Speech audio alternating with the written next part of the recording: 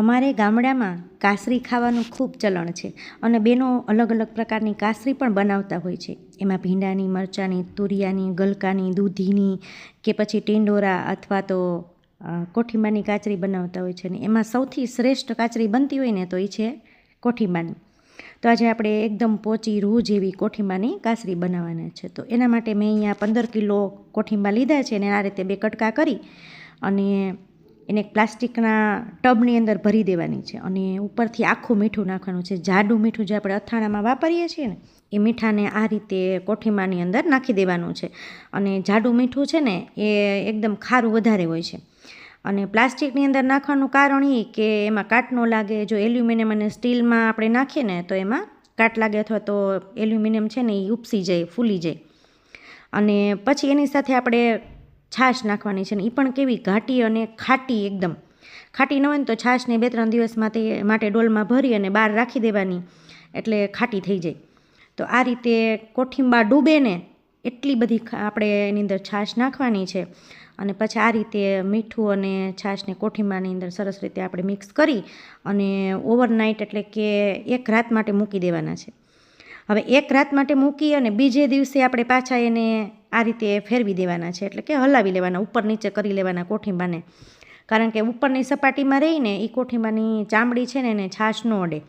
એટલે આપણે ઉપર નીચે કરી લઈએ એટલે બધા કોઠીંબા છે એ સરસ રીતે મિક્સ થઈ જાય. તો આ રીતે કોઠીંબા છે એને વેલણથી, હાથથી મિક્સ કરી દેવાના. પછી જો આ રીતે સેજ કલર બદલી જાય ને એટલે આપણે કોઠીંબા છે ને એની ફેરવી નાખવાની છે અને 2 વખત એની છાશ ફેરવવાની છે. કોઠીંબાને ટોટલ આપણે 3 રાત અને 2 દિવસ છાશમાં રાખવાના છે. એટલે 2 રાત અને 1 દિવસ પૂરો થાય ને એટલે જૂની છાશમાંથી કોઠીંબા કાઢી લેવાના અને નવી છાશમાં પલાળી દેવાના. આ રીતે આપણે 3 રાત અને 2 દિવસ કોઠીંબા પલળી જાય એટલે છાશમાંથી કાઢી અને આ રીતે અગાસીમાં ખુલ્લા છે એને સૂકવી દેવાના છે. અને સૂકવીએ ત્યારે પહેલી વખત આપણે ખાસ ધ્યાન રાખવાનું કે જ્યાં સૂકવીએ છીએ ને ત્યાં નીચે ધૂળ ન હોવી જોઈએ, એટલે ચોખ્ખું કરીને પોતું કરી દેવાનું, પછી જ કોઠીંબા નાખવાના. અને બધા કોઠીંબા છે ને એને સૂર્યની સામે રાખવાના, એટલે કે સપાટી છે સીધા રાખવાના.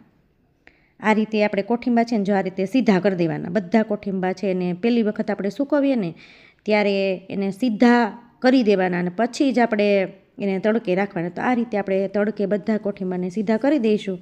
અને લગભગ 4 દિવસની અંદર બહુ સરસ તડકો હોય ને તો આપણે કોઠીંબાની કાચરી છે એ સુકાઈ જાય ને એટલે આપણે તેલ ગરમ કરીને આ રીતે તેલની અંદર ડૂબા રાખીને આ રીતે તળી લેવાના.